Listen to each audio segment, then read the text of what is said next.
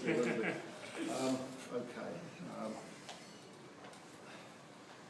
We'll actually just start off with a look at what we were trying to do. The vision, the main vision was really to use the HANA via the NetWeaver gateway. HANA being the repository of information constantly updated by people out there in the field of what's going on the ground.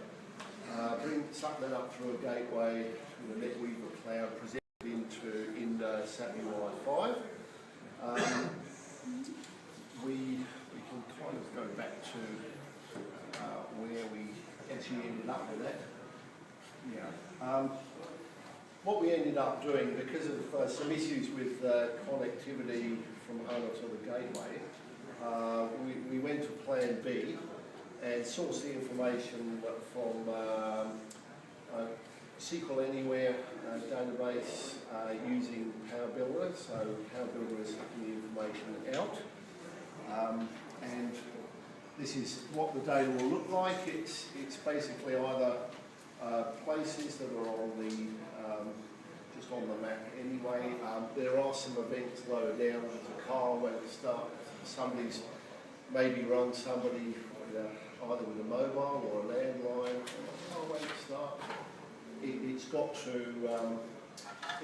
a control centre and been logged on the database. So those type of incidents are coming up there as well with the timeline. That's a full search of the database. Yep. So just to put that information in context, we did quite a lot of work with what Hester was teaching us about researching and doing some investigation and analysis, and we realised that because there was such a massive volume of information coming in, the controllers actually couldn't possibly filter and disseminate it. There was one utility that took 35,000 calls in 1 hour.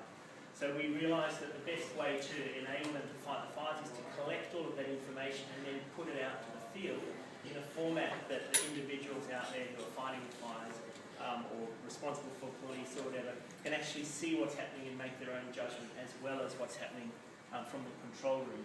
So we're using, the idea is to use HANA to collect all of that situational data. And we took a persona of Lara. She's 25, she's a volunteer CFA, loves horses, she's a school teacher, and she's out there in her truck. She's got a team of 2 trucks and 8 crew, and they're out looking for, they're on their way to a fire. And so this is the application that we've developed for her to have in her truck. It's coming up.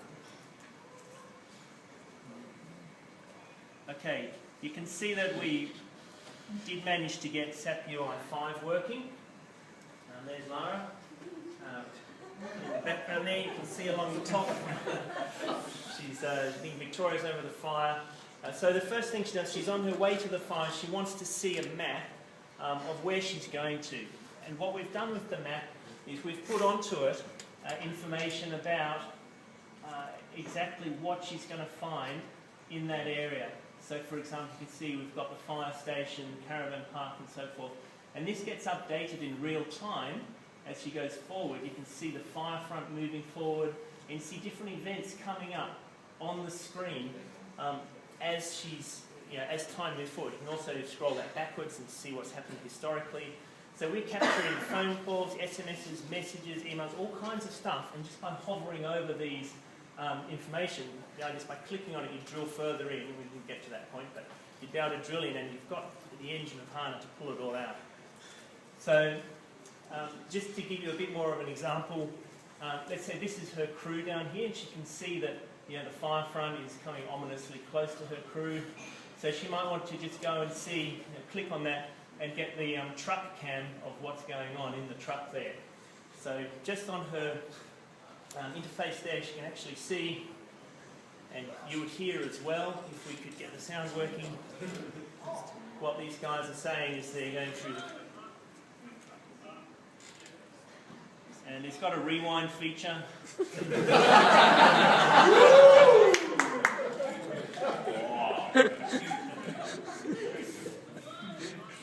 Running backwards.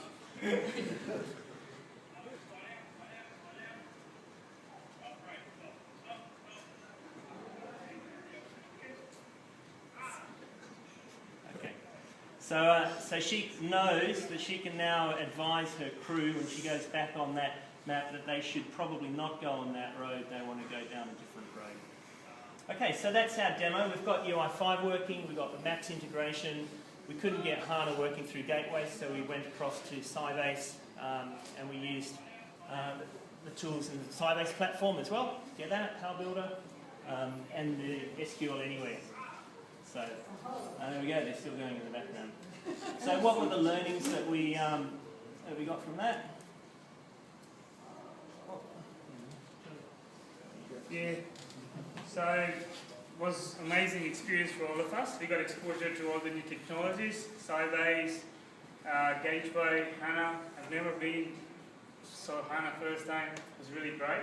And it was a great learning experience, made new friends, and thank you very much for that. It's amazing.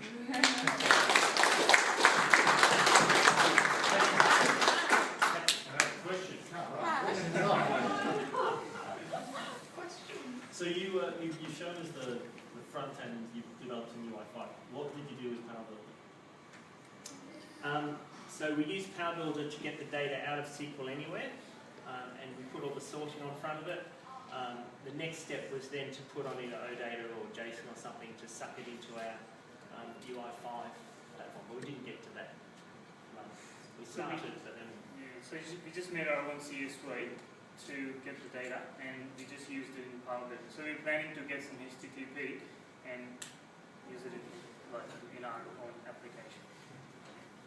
So was it this kind of a workaround to overcome the issue with the HANA gateway connectivity? Correct. Yeah.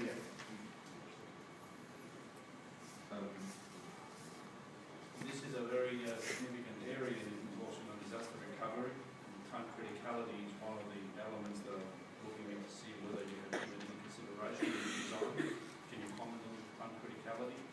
So the idea with the scrolling bar is that you can actually see a real-time awareness of the situation. It does depend on people having mobile devices. Also, one of the things we had was people, where are you with what the app is? And we thought of having point-to-point communications because we recognised that towers go out during fires. We thought about being able to drop some kind of resupply power packs because we realised that one of the big issues is people, even when they have mobile phones, they run out of power.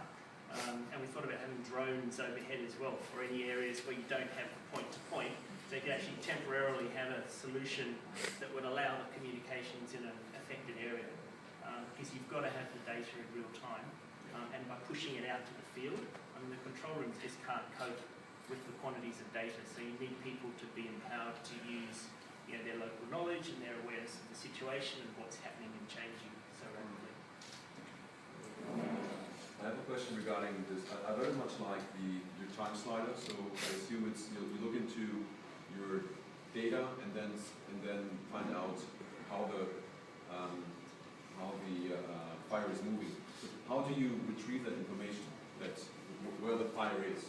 So that's why we need HANA, because those kind of points, it is moving. You've got a lot of information from overhead, from the satellites, from people on the ground. You've got just reports coming in of fire reaching places. So you've got a lot of data coming in.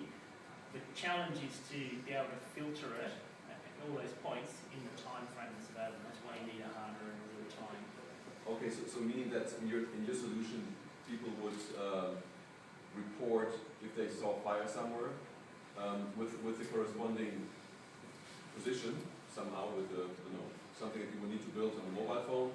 That would be then written into HANA, and this card you will then need to visualize the data that is in HANA to see where these incidents, let's say, happen. Yeah, so the goal was to collect all of the data from every source in a central place, but then, and so that was kind of assumed that we recognise we need that. Then the challenge was how do you get that data back out and allow people on the ground to update it and give feedback and prioritise things and so forth. And that's why we came up with a visual, geographical, geospatial thing. So you can zoom in on the area you're interested in, so it's geospatial, and then you've got a slider to identify the time, because you can't cope with all the data that's happened in the last day in that area, but you can focus on a specific house or something, slide back, see if there's been communications from that particular location and then respond to it. And similarly, slide forward to see, because the forward forecast is also the issue. The wind's changing, the fire's been through an area, you've already evacuated an area, that kind of something's already forecast. So you've got to be able to slide forward and see what's going to happen